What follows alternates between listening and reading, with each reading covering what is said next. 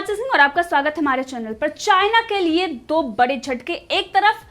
Taiwan की company है Foxconn, वो भारत आ रही है। 7,500 करोड़ का निवेश वो भारत में करने जा रही है और जिससे वो 6,000 जॉब्स करेगी और ये कंपनी भारत में आईफोन बनाएगी। तो एक तरफ जिस तरीके से चाइना से कंपनियों का मोह भंग हो रहा है और वो भारत की तरफ रुख कर रहे हैं, तो अब ये चाइना के लिए बहुत बड़ा झटका। और ताइवान से जिस तरीके से चाइना के रिश्ते हैं और इस वक्त भारत और ताइवान के रिश्ते जिस तरीके से मधुर हो रहे हैं, ये चाइना के लिए बहुत बड़ा खतरा है। और वहीं दूसरी तरफ अगर बात करें तो बॉलीवुड के एक्टर कार्तिक आर्यन ने चाइनीज कंपनी से अपना मुख मोड़ लिया है। यानी कि वो ओप्पो के ब्रांड एम्बेसडर थे, लेकिन अब उन्होंने करोड़ों की डील से इनकार कर दिया है। तो इसके विषय में हम विस्तार से आगे बताएंगे, लेकिन पहले जो चाइना को सबसे बड़ा झटका लगा है, ताइवान ने जिस तरीके से भारत में उसकी कंपनी आ रही है फॉक्सकॉन, और अब ये भारत के लिए बहुत बड़ी खुशखबरी भी है क्योंकि ताइवान की कंपनी फॉक्सकॉन मोबाइल्स जो एप्पल आईफोन को असेंबल करती है, उसने भारत में $1 बिलियन निवेश करने का फैसला लिया है। अब ये भी बताया जा रहा है कि एप्पल की तरफ से ये फैसला लिया गया है, जिसके तहत अब उत्पादन को चीन से बाहर शिफ्ट करने का मन बनाया गया था और इसीलिए अब वो भारत में आ रही है। फॉक्सकॉन कंपनी कॉन्ट्रैक्ट के तहत एप्पल के साथ काम करती है और इसीलिए वो भारत आ रही है। तो कोरोना वायरस के संकट की वजह से अमेरिका और चीन के बीच युद्ध के हालात बने हुए हैं। और वहीं अगर बात करें तो जिस तरीके से गलवान घाटी में जो झड़प हुई और उससे पहले भी चाइना और भारत का तनाव चल रहा था और इस वक्त कोरोना वायरस महामारी पर भी चाइना घिरा हुआ है और कोई भी कंपनी वहां पर टिकना नहीं चाहती। और अगर कोई भी कंपनी चाइना के अलावा किसी दूसरे कंट्री में जाना चाहती है तो वो भारत उनकी पहली पसंद बनता है। और इससे पहले हमने आपको बताया था इस तरीके से जो चाइना में कंपनियां अभी काम कर रही थी वो दूसरे देशों में जा रही हैं और ज्यादातर कंपनियां वो भारत आ रही हैं। यहाँ तक कि भारत में उत्तर प्रदेश में किस तरीके से उनके लिए कानूनों में भी बदलाव किया गया था और उनके लिए पूरी तरीके से रेड कारपेट बिछाकर बैठा भी हुआ है, क्योंकि ये जो कंपनियां भारत आ रही हैं एक तरीके से भारत के लिए खुशखबरी है, लेकिन वहीं पर चाइना के लिए बहुत बड़ा झटका है और उसे आर्थिक रूप से ये झटका सह भी नहीं सकता। इसके बाद उसने तमाम तरीके के धमकियां भी दी थी और ये कहा था कि जो इस तरीके से उसको अलग थलग किया जा रहा है, ये सिर्फ अमेरिका की एक रणनीति के तहत किया जा रहा है और भारत अगर इसमें उसका साथ देता है तो ये भारत के लिए बहुत बुरा होगा। और साथ ही उसने ये भी कहा था कि हमारा कोई विकल्प भारत नहीं हो सकता क्योंकि हम बहुत महान हैं, शक्तिशाली हैं, लेकिन कंपनियां भारत आकर ये दिखा रही हैं कि भारत के अलावा कोई और अच्छा विकल्प हो भी नहीं सकता है। इस तरीके से अमेरिका और चाइना का ट्रेड वॉर चल रहा था और उसके बीच अब दक्षिण चीन सागर और गलवान घाटी में जिस तरीके की स्थिति है और वहीं हांगकांग और तिब्बत को लेकर अमेरिका और चाइना के बीच में जो तनाव चल रहा है, इसी कंपनियां धीरे धीरे अपना पूरा प्रोडक्शन चीन से समेटने के लिए तैयारी कर रही हैं। और इससे पहले भी हमने आपको बताया था कि सैमसंग जैसी कंपनी भी अपनी प्रोडक्शन यूनिट वहां से हटा रही है और अब चीन से अपना कारोबार समेटने का पूरा मन बना लिया है। और भारत में भी ये मांगे उठ रही थी और इसलिए क्योंकि दुनिया भर के देश अब चाइना का जो असली रूप है वो देख चुके हैं और चाइना की विस्तारवादी नीति की वजह से कोई भी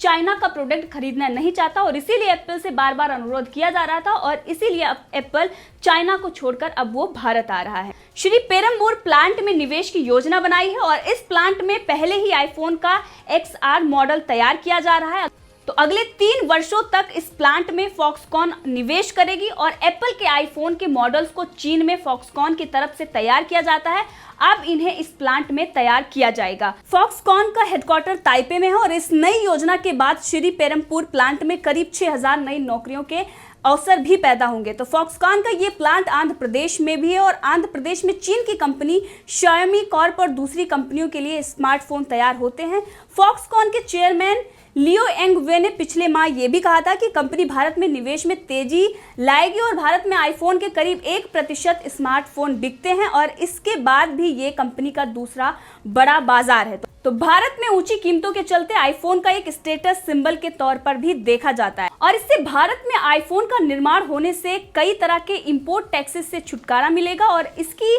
वजह से कीमतों में भी गिरावट आएगी। एप्पल के कुछ आईफोन ताइवान की विस्ट्रॉन कॉर्प के जरिए भी असेंबल किए जाते हैं। विस्ट्रॉन कॉर्प का प्लांट बेंगलुरु में है। विस्ट्रॉन अब एक नया प्लांट खोलने के लिए भी तैयार है और जहां पर एप्पल की दूसरी डिवाइसेस तैयार होंगी। हांगकांग बेस्ड टेक्नोलॉजी रिसर्चर नील शाह का कहना था कि भारत में चीन की तुलना में मजदूरी काफी सस्ती है और धीरे धीरे यहां पर सप्लायर अपना काम बढ़ाएंगे। एप्पल इस देश को अपने एक्सपोर्ट हब के तौर पर प्रयोग कर सकती है। तो जिस तरीके से मेक इन इंडिया के तहत प्रोडक्शन हो रहा है और अब जो कंपनियां भारत में आ रही हैं, भारत में फॉक्सकॉन जैसी कंपनियों की तरफ से तैयार होने वाले दूसरे इलेक्ट्रॉनिक प्रोडक्ट्स के उत्पादन पर भी जोर दिया जा रहा है। तो पिछले माह भारत की तरफ से $6.65 बिलियन की योजना शुरू की गई है और इसके तहत स्मार्टफोन बनाने वाली 5 कंपनियों को उत्पादन बढ़ाने के लिए प्रोत्साहन राशि भी पेशकश की गई है। एप्पल को भारत में प्रधानमंत्री नरेंद्र मोदी की मेक इन इंडिया योजना के तहत असेंबल किया जाएगा। साउथ कोरिया की कंपनी सैमसंग पहले ही अब अपने नोएडा स्थित प्लांट में निर्मित फोन की दूसरे देशों को निर्यात करने की योजना बना रही है। पूरे भारत में चाइना के प्रोडक्ट का बहिष्कार चल रहा है। भारत सरकार ने जिस तरीके से 59 चाइनीज ऐप पर प्रतिबंध लगाया और उसके बाद बड़ा आर्थिक झटका चाइना को लगा, यानी कि टिकटॉक की जो मदर कंपनी है, बात करें तो बाइट डांस को जो भारत ने प्रतिबंध लगाया उसकी वजह से $6 बिलियन का उसको नुकसान हुआ। और ये देखते हुए किस तरीके से टिकटॉक अब अपनी जो स्ट्रेटेजी है वो किस तरीके से चेंज कर रहा है। अमेरिका चीन का विवाद चल रहा है और वहीं पर भारत चीन के जिस तरीके से विवाद चल रहा है और तलखी बढ़ रही है, इसको देखते हुए टिकटॉक खुद को चीन से दूर प्रदर्शित करने का प्रयास कर रहा है। यानी कि कंपनी ने हाल में ही अमेरिका में डिज्नी के वरिष्ठ अधिकारी केविन मेयर को CEO नियुक्त कर दिया है ताकि जरूरत पड़ने पर वो अमेरिकी प्रशासन से बातचीत कर सकें। और इसके साथ उसने अपना ऑफिस भी चेंज करने की रणनीति बना ली है ताकि लोगों को ये दिखाया जा सके कि टिकटॉक चाइना का नहीं है, क्योंकि जिस तरीके से उसका बिजनेस बढ़ा था। और अगर बात करें भारत में तो भारत उसके लिए सबसे बड़ा बाजार था और भारत में जिस तरीके से प्रतिबंध लगता है उसके बाद टिकटॉक को $6 बिलियन का जो नुकसान होता है ये वो सह नहीं सकता और इसीलिए वो अपनी रणनीति चेंज कर रहा है और किस तरीके से वो दिखा रहा है कि वो चाइना से दूर रहा है।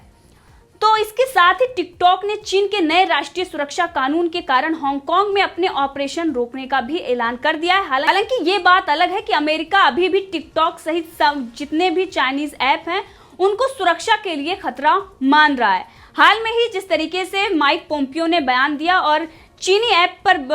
बैन लगाने की बात कही और जिस तरीके से टिकटॉक पर बैन लगाया गया, ये दिखाता है कि ऑस्ट्रेलिया जैसे तमाम ऐसे देश हैं जो राष्ट्रीय सुरक्षा के लिए चाइनीज ऐप पर बैन लगा रहे हैं और वहीं पर जो आर्थिक झटका भारत ने दिया है वो कभी टिकटॉक सह नहीं सकता और इसीलिए वो अपनी रणनीति भी चेंज कर रहा है। तो चाइना के लिए कितने बड़े बड़े झटके लग रहे हैं क्योंकि उसकी विस्तारवादी नीति और जिस तरीके से कोरोना वायरस पर वो पूरी दुनिया में अलग थलग पड़ा हुआ है और जिस तरीके से कंपनियां उससे मुंह मोड़ रही हैं, ये देखा जा सकता है कि चाइना के बुरे दिन चल रहे हैं और वो खत्म होने के कगार पर है। दक्षिण चीन सागर में चाइना की जो विस्तारवादी नीति है, किस तरीके से वो अपने आप को वहां पर दादागिरी अपनी दिखाता है और वहां पर किसी अन्य देश के जो फाइटर प्लेन हो या फिर वहां के जहाज हैं उनको वहां से गुजरने नहीं देता है। और उसके बाद अमेरिका ने वहां पर अपने युद्धपोत तैनात किए। तो इससे ये देखा जा सकता है कि जो आने वाले दिन हैं वो चाइना के लिए बहुत खतरनाक हैं और इसीलिए जो कंपनियां हैं वो बिल्कुल भी चाइना में नहीं टिक सकती, क्योंकि कोरोना वायरस के बाद देखा कि दुनिया एक साथ हो गई और चाइना अलग थलग पड़ गया। WHO में किस तरीके से 123 देश एक साथ खड़े हो जाते हैं 184 में से, तो ये देखा जा सकता है कि आने वाले दिनों में चाइना के साथ कोई भी व्यापार कर नहीं सकता, क्योंकि जो मुश्किलें हैं वो खड़ी हो रही हैं और चाइना में अब अगर व्यापार करना है तो ये बहुत ही बड़ा टास्क है, क्योंकि दुनिया का कोई भी देश ऐसा नहीं है जो ये चाहता है कि वो चाइना से इस वक्त रिश्ते बनाए, क्योंकि जिस तरीके से चाइना की नीति और जिस तरीके से महाशक्तियां उसके खिलाफ खड़ी हुई हैं, क्योंकि उसकी अपनी विस्तारवादी नीति है और जिस तरीके से उसकी तानाशाही है, लोकतंत्र नहीं है। एक तरफ वो हांगकांग और तिब्बत के मुद्दे पर घिरा हुआ है, दूसरी तरफ वो किस तरीके से ताइवान पर अपना आधिपत्य जमाता है और इसके लिए चाइना की जो विस्तारवादी नीति है, तिब्बत को लेकर बात करें तो तिब्बत के मुद्दे पर पूरी दुनिया उसको घेरती है। हांगकांग पर जिस तरीके से वो अपने नए नए कानून थोपता है और वहां पर लोकतंत्र को उसने खत्म किया है और तानाशाही जिस तरीके से उसने की हुई है, ये देखा जा सकता है कि चाइना किसी भी कंपनी के लिए बेहतर नहीं है और इसीलिए कंपनियां वहां से बाहर आ रही हैं। तो चाइना के लिए ये बहुत बड़ा झटका और वहीं पर जिस तरीके से उसकी खुद की कंपनियां अब उससे ये दिखाना चाह रही हैं दुनिया को कि वो चाइना से अपने आप को दूरी बना रही है, यानी वो चाइनीज नहीं है, ये दिखाने की कोशिश कर रही हैं। तो वो दिन दूर नहीं जब चाइना पूरी तरीके से टूट जाएगा। और वहीं पर आपको बता दें जिस तरीके से चाइना का बहिष्कार हो रहा है पूरे देश में और तनाव चल रहा है। इसी बीच बॉलीवुड अभिनेता कार्तिक आर्यन ने एक चीनी ब्रांड के साथ कई करोड़ों के सौदे को मना कर दिया है। कार्तिक ने अपने इंस्टाग्राम पर एक तस्वीर शेयर की है और जिसके बाद ये अटकलें लगाई जा रही हैं कि कार्तिक आर्यन पहले ओप्पो फोन के ब्रांड को बढ़ावा देते थे, लेकिन अगर रिपोर्ट की माने तो